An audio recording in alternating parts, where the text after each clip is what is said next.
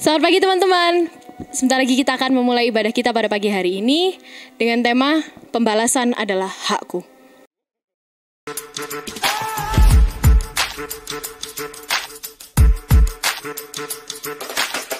Shalom teman-teman. Bersyukur kita dapat dikumpulkan pada ibadah pagi hari ini.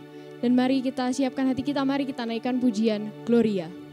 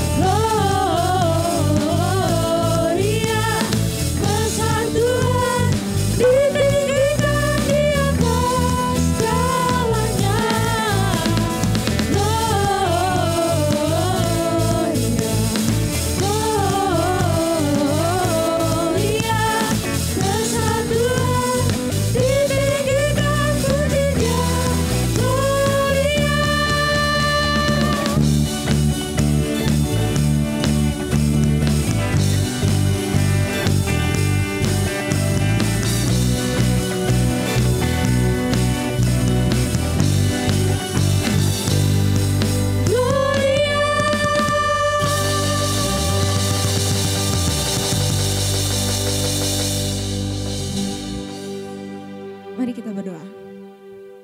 Bapa kami yang ada dalam kerajaan surga, terima kasih atas penyertaan-Mu Tuhan.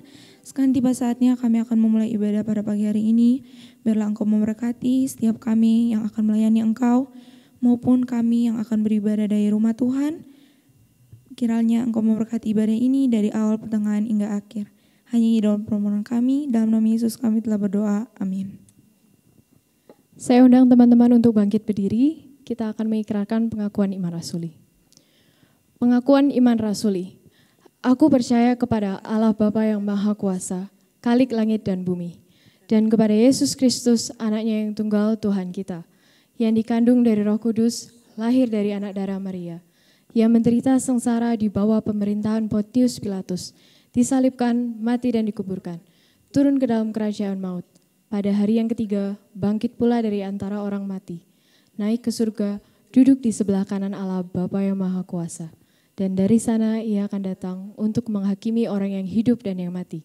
Aku percaya kepada Roh Kudus, gereja yang kudus dan am, persekutuan orang kudus, pengampunan dosa, kebangkitan tubuh, dan hidup yang kekal. Amin. Masih semangat teman-teman?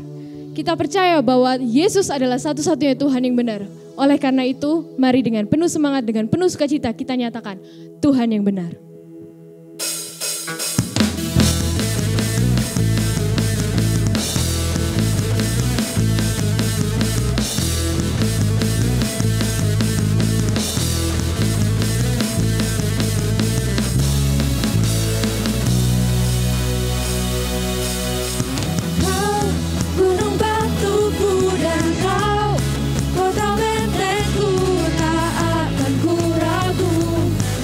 Kau menjadi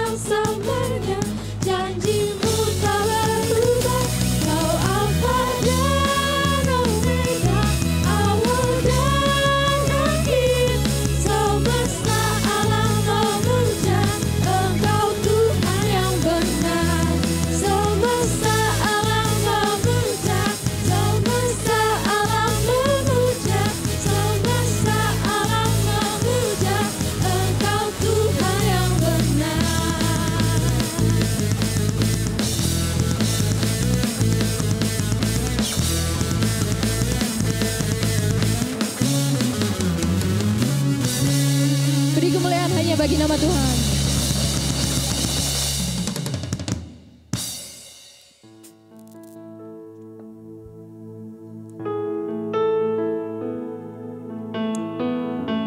Teman-teman, sekarang tiba saatnya untuk kita mendengarkan sebagian daripada firman Tuhan.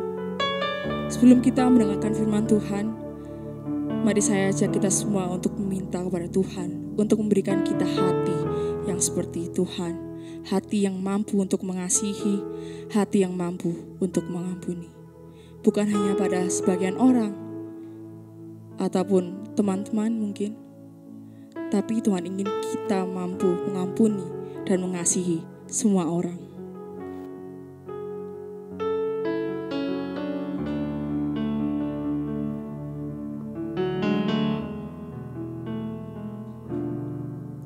Ketika hatiku telah disakiti, ajarku memberi, hati mengampuni. Ketika hidupku telah dihakimi, ajarku memberi, hati mengasihi. Ampuni bila kami tak mampu mengampuni yang bersalah kepada kami, seperti hati Bapa mengampuni, mengasihi, tiada pamrih.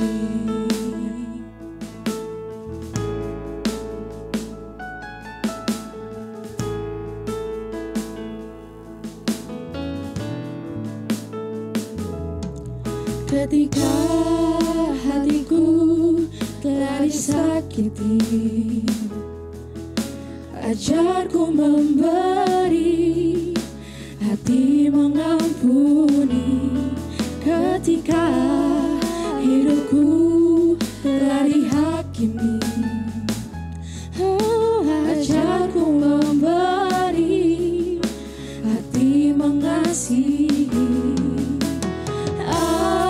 Ampuni bila kami tak mampu mengampuni yang bersalah kepada kami, seperti hati Bapa mengampuni, mengasihi, tiada pamrih. Oh, ampuni bila kami tak mampu mengampuni yang bersalah kepada kami. Oh, seperti hati Bapa mengampuni, mengasihi, tiada pamrih. Ampuni bila kami tak mampu mengampuni yang bersalah kepada kami, seperti hati Bapa mengampuni, mengasihi, tiada pamrih. Seperti hati Bapa mengampuni, mengasihi, tiada pamrih.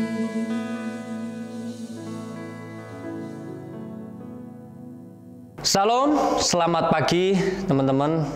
Selamat bergabung dalam ibadah kita. Sebelum kita merenungkan firman Tuhan, mari kita bersatu di dalam doa. Tuhan, kami bersyukur untuk segala kebaikan Tuhan di dalam setiap aspek kehidupan kami. Karena kami tahu dan yakin suka duka yang Tuhan izinkan terjadi di dalam hidup kami, Tuhan selalu ikut campur tangan, Tuhan selalu memelihara di dalam setiap hidup kami. Mari Tuhan persiapkan hati pikiran kami untuk kami mendengarkan firman Tuhan, sehingga kami boleh mengerti akan rencana Tuhan dan kehendak Tuhan di dalam kehidupan kami, sehingga hidup kami semakin serupa dengan Engkau dan berkenan dan sempurna di mata Tuhan. Terima kasih Tuhan, berbicaralah buat kami, karena kami siap merenungkan firman Tuhan dalam nama Yesus. Haleluya. Amin. Teman-teman, mari kita akan membuka Alkitab kita di dalam Roma yang ke-12, Roma 12 ayat 17 sampai yang ke-21. Roma 12 ayat 17 sampai yang ke-21. Saya akan membacakan buat kita semua. Janganlah membalas kejahatan dengan kejahatan. Lakukanlah apa yang baik bagi semua orang. Sedapat-dapatnya, kalau hal itu tergantung padamu, hiduplah dalam perdamaian dengan semua orang. Saudara-saudaraku yang kekasih, janganlah kamu sendiri menuntut pembalasan, tetapi berilah tempat kepada murka Allah, sebab ada tertulis, pembalasan itu adalah hakku. Akulah yang akan menuntut pembalasan, firman Tuhan. Tetapi jika seterumu lapar, berilah dia makan. Jika ia haus, berilah dia minum. Dengan berbuat demikian, kamu menumpukkan bara api di atas kepalanya. Janganlah kamu kalah terhadap kejahatan, tetapi kalahkanlah kejahatan dengan kebaikan. Hari ini kita akan belajar tentang pembalasan adalah hakku. Bukan hakku saya ya, tetapi haknya Tuhan. Mungkin kita pernah mendengar teman-teman, Anda baik, saya baik. Anda jahat, saya malah lebih jahat. Saya yakin kita pernah mendengar pernyataan itu ya, keluar dari bibir seseorang, atau mungkin justru kita sendiri pernah mengucapkan pernyataan tersebut. Tapi hari ini Alkitab di dalam Roma 12 mengajarkan tidak demikian. Atau mungkin kita berkata puas rasanya kalau sudah membalas dendam. Ya. Memang wajar ya kalau kita marah sewaktu disakiti, sewaktu kita dicelakai. Perasaan bawaan kita itu tentang apa yang benar, apa yang salah, itu akan menuntut agar ketidakadilan itu dikoreksi. Teman-teman yang dikasihi oleh Tuhan, pembalasan itu seringkali muncul. Kita ingin membalas kalau kita diperlakukan tidak sesuai dengan keinginan kita atau menyakiti kita. Kita nggak menerima akan hal itu. Pembalasan itu adalah melakukan sesuatu untuk memuaskan sakit hati. Kalau saya lihat di Kamus Besar Bahasa Indonesia, jadi ingin memuaskan sakit hatinya dan lain sebagainya, banyak faktor yang menyebabkan sehingga kita harus membalas. Kecuali kalau membalas kebaikan ya, dia baik saya balas. Tapi ini konteks adalah pembalasan di mana kita merasa diperlakukan tidak baik, pembalasan di mana kita merasa disakiti, pembalasan di mana hidup kita tidak nyaman sehingga orang itu harus saya balas. Saya tidak terima akan hal itu. Teman dikasih oleh Tuhan, mari kita lihat di dalam ayat yang ke-19. Sebab ada tertulis, pembalasan itu adalah hakku. Haknya Tuhan. Akulah yang akan menuntut pembalasan, firman Tuhan. Teman-teman, mengapa sih kita tidak berhak membalas atau mendendam dalam hidup ini? Ada beberapa alasan yang ingin saya sampaikan pada pagi hari ini. Yang pertama, karena kita juga bisa bersalah dalam hidup ini. Siapa sih orang yang tidak pernah melakukan kesalahan dalam hidupnya? Ketika manusia jatuh ke dalam dosa, kecondongan untuk berbuat dosa itu ada dalam diri manusia. Atau istilah lainnya itu adalah konkupisensi. Ada kecenderungan untuk kita melakukan dosa di dalam hidup ini. Teman-teman melihat Esau tidak pernah diajari oleh Adam dan Hawa untuk membunuh. Tapi lihat, Kejadian, di dalam kitab Kejadian memperlihatkan bagaimana Esau membunuh adiknya. hal yang jahat secara otomatis tanpa kita pelajari dalam hidup ini, itu otomatis kita bisa lakukan dalam hidup ini. Karena ketika manusia jatuh dalam dosa, keberdosaan itu ada di dalam diri kita. Tapi hal yang baik, teman-teman, yang selalu menjadi didikan kita, arahan kita, sampai sekarang kadang masih sulit untuk kita lakukan. Tetapi untuk melakukan yang hal tidak baik, tidak usah dipelajari. Kita bisa melakukan hal itu. Jadi yang pertama, sekali lagi, karena kita juga bisa bersalah.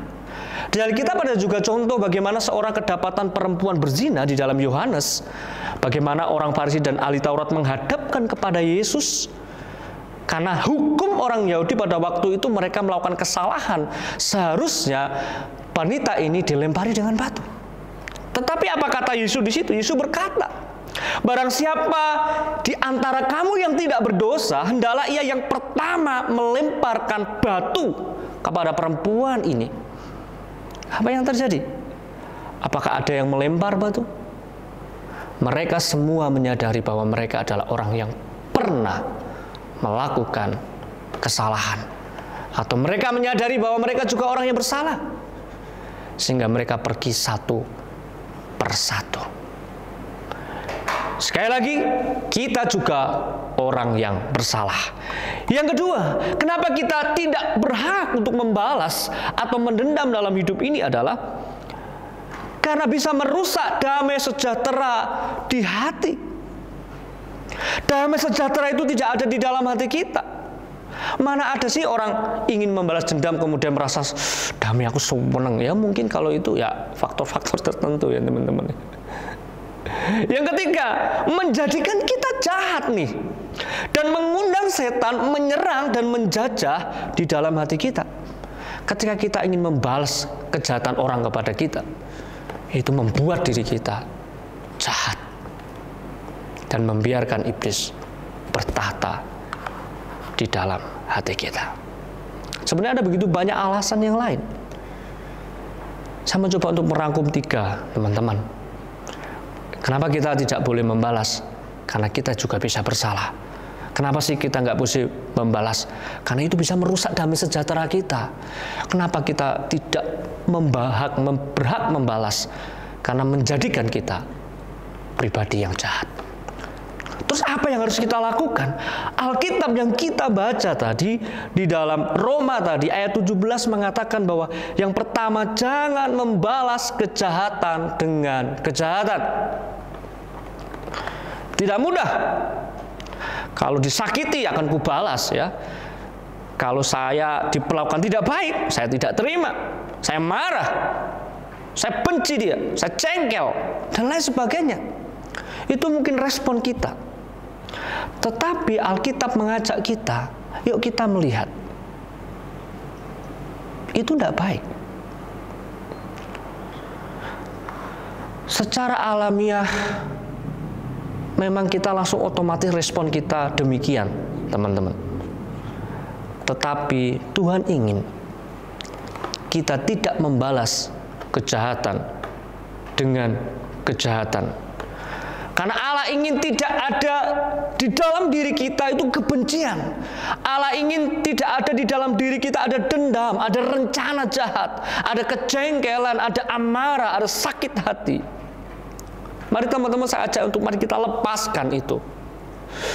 Ampuni kesalahan orang yang mungkin kita merasa kita diperlakukan tidak adil dalam hidup ini. Mari kita ampuni mungkin orang yang mungkin jahat dengan kita. Atau mereka seolah-olah coba menghancurkan kehidupan kita dan sangat menjengkelkan kita. Sikapnya, perkataannya, wajahnya, aduh, gemesin.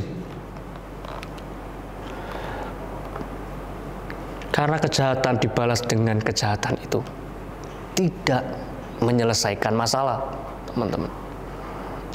Alangkah baiknya kalau kita membalas dengan senyum, dengan senyuman.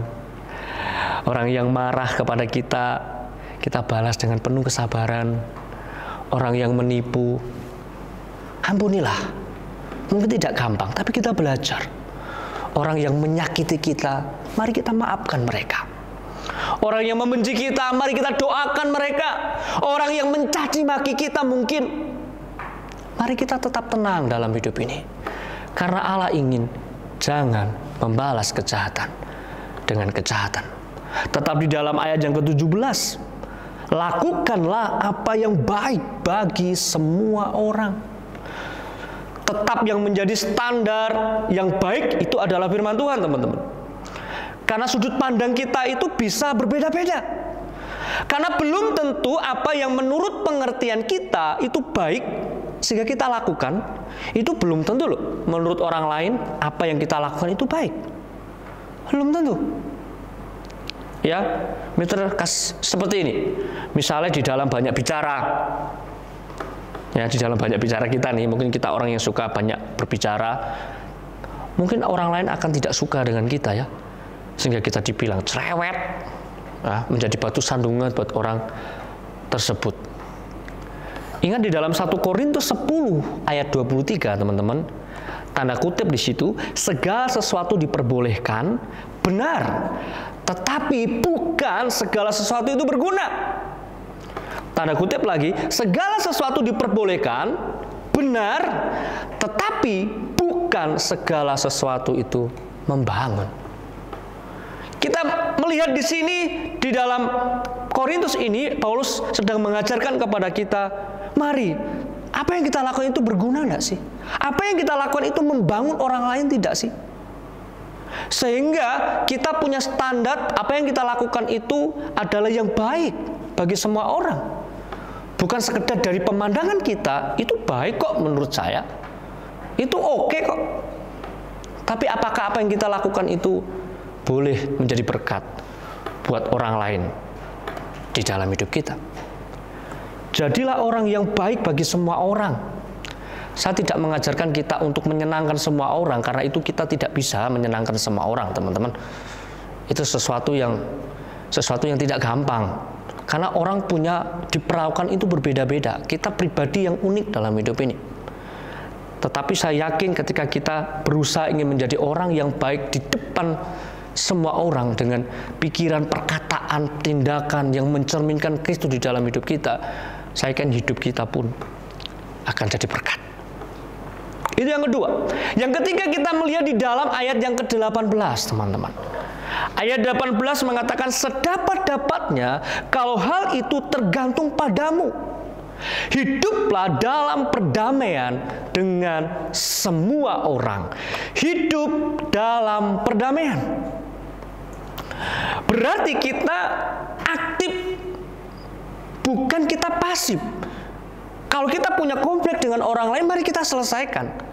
Karena kita ingin hidup berdamai dengan semua orang. Teman-teman mungkin pernah mendengar termometer dan termostat gitu ya. Termometer itu adalah alat pengukur suhu. Jadi naik turunnya angka penunjuk di termometer itu dipengaruhi oleh keadaan suhu ya. Kalau termostat itu adalah pengatur suhu ya.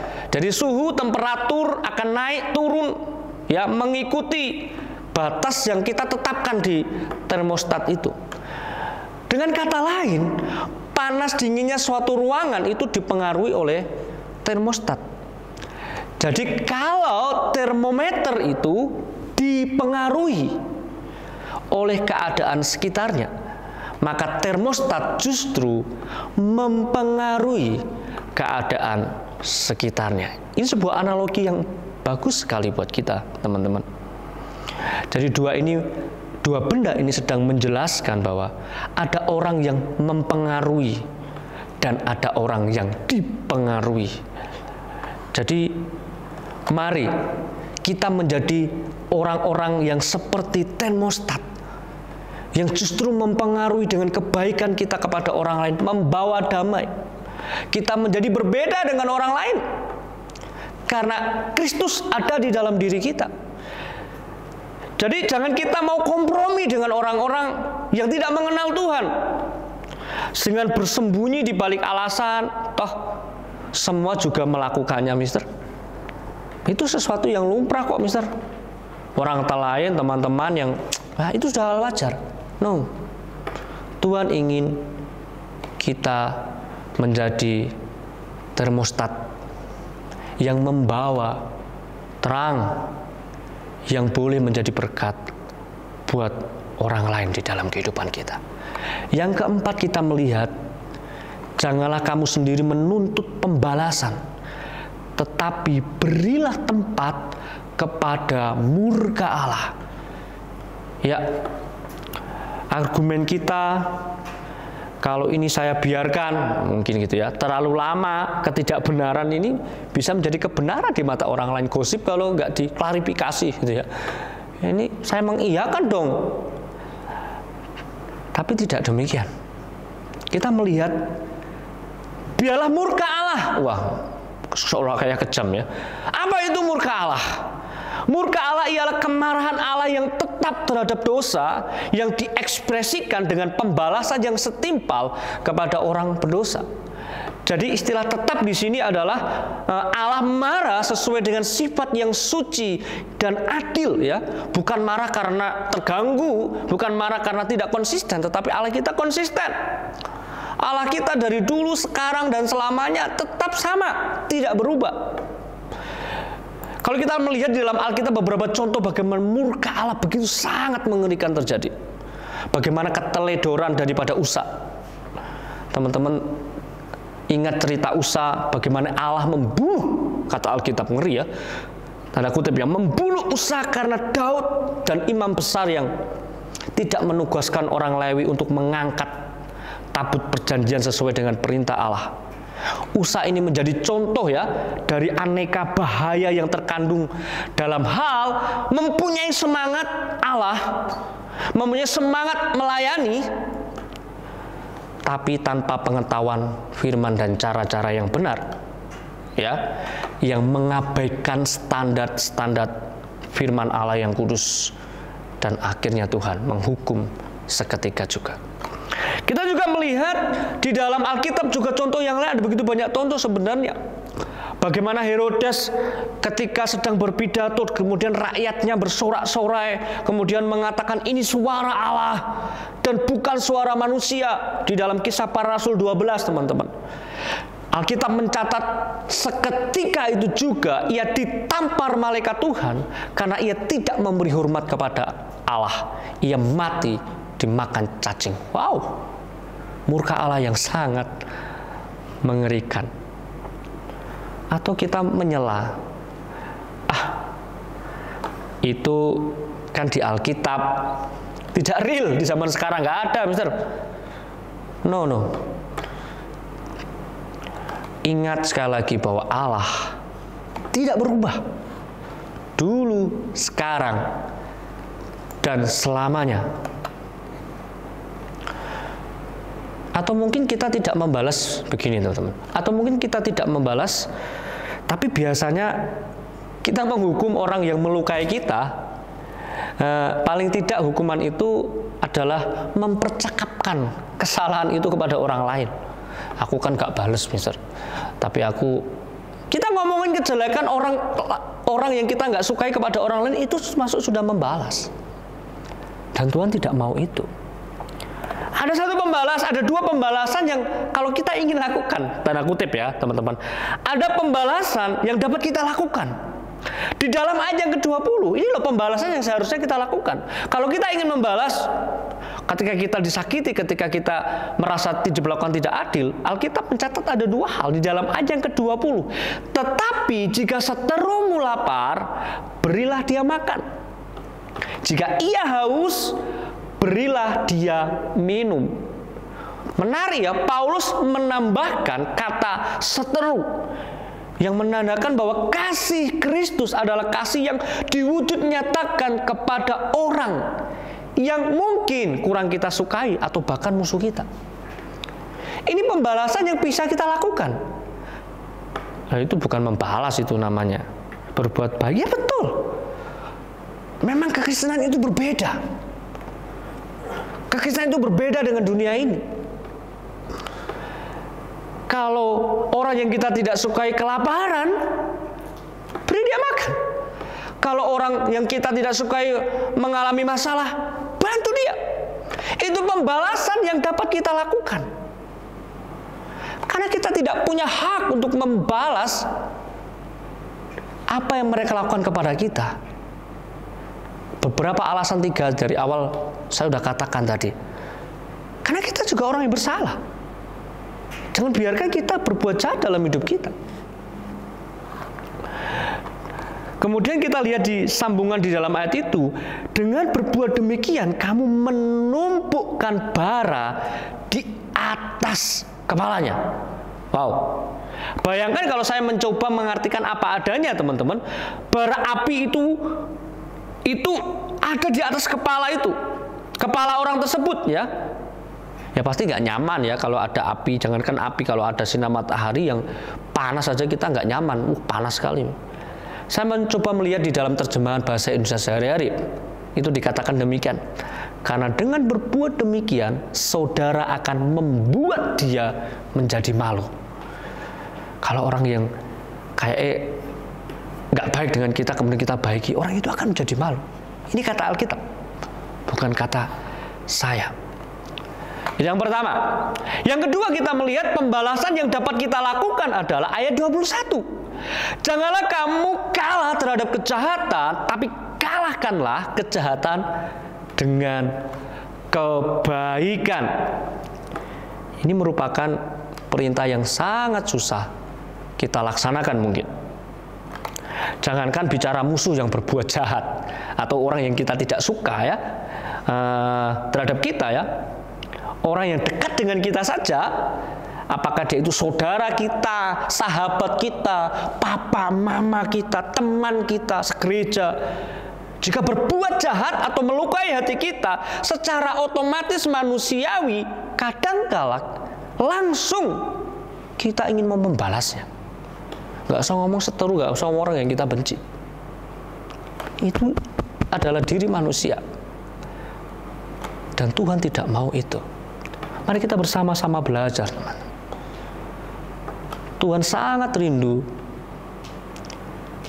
kita ingin menjadi garam dan terang di dalam dunia ini. Di tengah dekadensi kemerosotan moral yang luar biasa. Secara ilmu pengetahuan, secara sains memang sangat maju, iptek begitu luar biasa. Tetapi secara moral terjadi krisis yang begitu besar di dalam dunia ini. Ejekan dibalas dengan ejekan, koreksi dibalas dengan koreksi, kritik dibalas dengan kritik ya, hinaan dibalas dengan hinaan.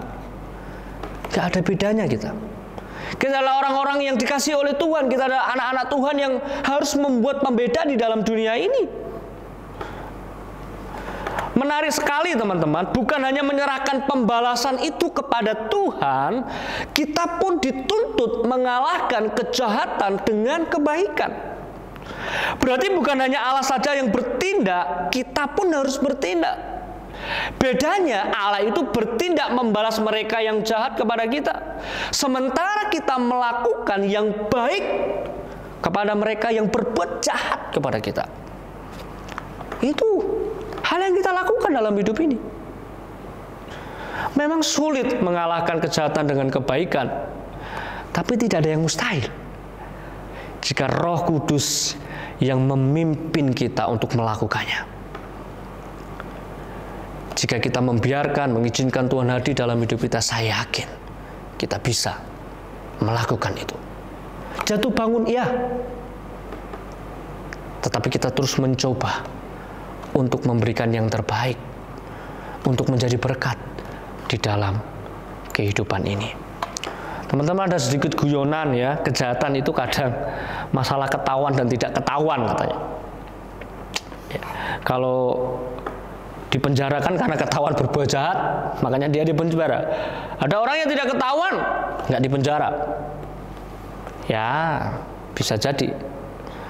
Tetapi ini bukan masalah ketahuan dan tidak ketahuan ya, tetapi di mata Tuhan, Tuhan sangat tahu apa yang kita lakukan di dalam hidup ini. Kenapa sih kita tidak boleh menghakimi, teman-teman? Saya kasih contoh lagi di dalam Alkitab, contoh yang kurang baik, seperti Saul. Ketika ingin dia menyimpan kebencian, dendam kepada Daud, Ya, karena banyak orang mengeluh memuji-muji Daud gitu ya. Saul mengalahkan beribu-ribu musuh tapi Daud berlaksa-laksa. Karena hati Saul dipenuhi rasa dendam, maka ekspresi yang keluar pun hal-hal yang negatif. Ya, melalui perkataan, melalui perbuatan. Pembalasan dendam itu akan menciptakan penderitaan batin kepada si pelaku. Ya. Tapi kalau kita melihat Yusuf, bagaimana orang yang mau mengampuni, mau mengasihi saudara-saudaranya, meski dianiaya, dibuat menderita oleh saudara-saudaranya, Yusuf tidak menyimpan dendam sedikit pun, tapi ia menunjukkan kasih dan kemurahannya. Dalam Kejadian 50 dikatakan, memang kamu telah mereka-rekakan yang jahat terhadap aku, kata Yusuf, tetapi Allah telah mereka-rekakannya untuk kebaikan dengan melakukan seperti yang terjadi sekarang ini, yakni memelihara hidup suatu bangsa yang besar. Luar biasa.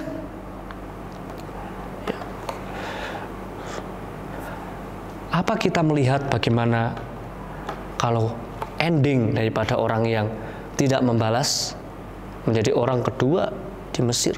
Bagaimana ending daripada orang yang membalas, yang jengkel, yang dendam? Kematian yang didapat. Teman-teman dikasih oleh Tuhan, mengapa sih Allah berhak membalas? Kenapa sih saya tidak berhak membalas? Tadi sudah katakan, tapi sekarang kita melihat kenapa sih Allah kok berhak, saya tidak berhak? Mungkin sebagian kita akan berkata, bukankah Allah kita ini Allah yang baik? Allah yang sangat mengasihi, Allah yang panjang sabar, berlimpah kasih setianya, Allah yang mengampuni. Ya, yang pertama kita melihat karena Allah melakukan yang terbaik buat kita. Dan tidak ada kesalahan padanya.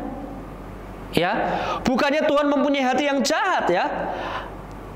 Allah hendak mengajar, mendidik ya, supaya kita itu berbalik ya dari perbuatan-perbuatan jahat dan bertobat. Kenapa sih Allah berhak membalas? Karena Allah tahu bertindak dengan tepat. Bayangkan kalau saya yang jadi Allah ya, kalau saya manusia ini ya biar mati sekalian ya, mungkin jengkelnya, yus ben uripe soro kata orang Jawa Timur, biar hancur sekalian. Tapi Allah tidak demikian. Allah mengasihi semua orang tanpa terkecuali, karena Dia adalah sumber kasih sejati itu, dan Allah mendidik dengan positif. Teman-teman yang dikasih oleh Tuhan, semakin kita membenci orang yang kita tidak menyukainya, maka semakin kita akan menderita.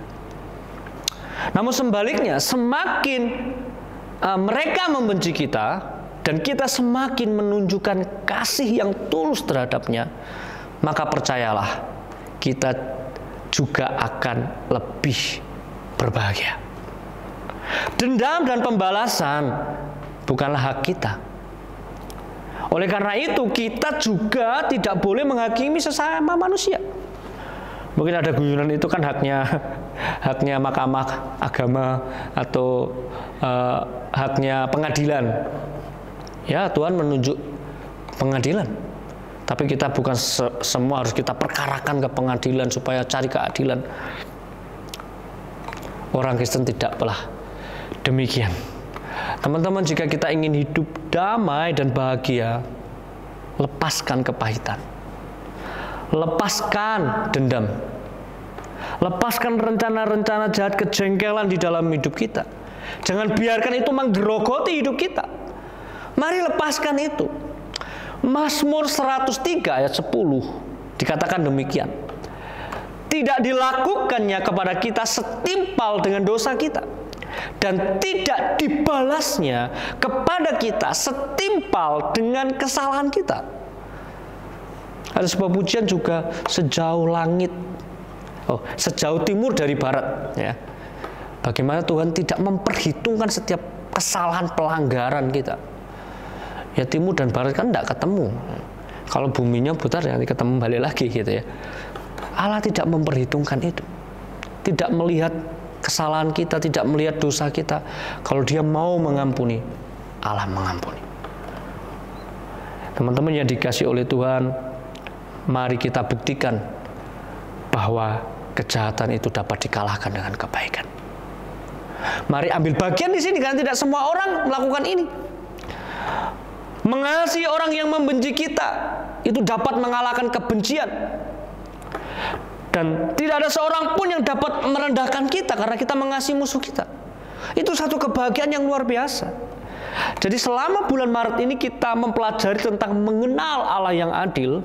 Sekali lagi mari sadari bahwa pembalasan adalah haknya Tuhan. Jangan lakukan sesuatu yang tidak menjadi bagian kita. Bagian kita adalah sekali lagi tadi membalas kejahatan dengan kebaikan. Allah rindu hidup kita dipenuhi sukacita dan damai sejahtera. Allah menginginkan kita menjadi orang yang baik.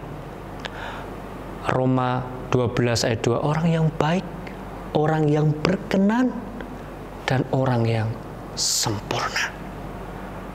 Mari kerjakan, dan jangan diganggu, dan jangan digerogoti diri kita dengan dendam dan kebencian. Supaya hidup kita sukacita, kita melakukan bagian kita yang terbaik, yaitu hidup sesuai dengan rencana Tuhan. Amin.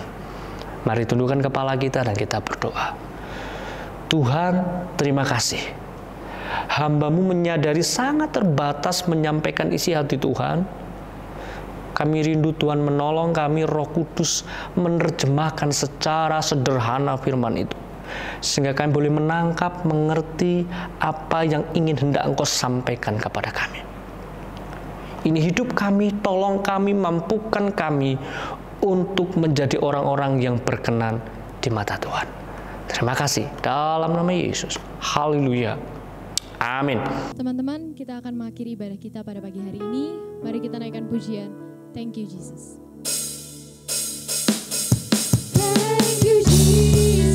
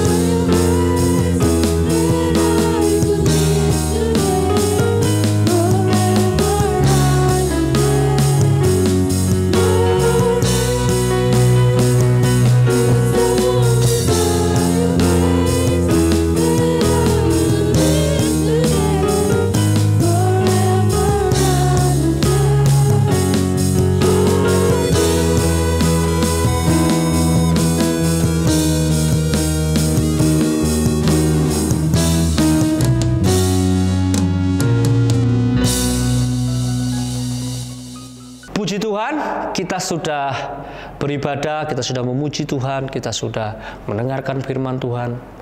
Mari tiba saatnya kita kembalikan semua itu untuk puji hormat kemuliaan nama Tuhan dan kita menjadi pelaku-pelaku kebenaran firman Tuhan. Mari kita berdoa. Tuhan, kami bersyukur untuk setiap rangkaian ibadah kami pada hari ini. Ampuni kami jika ada motivasi yang salah di dalam kami melayani.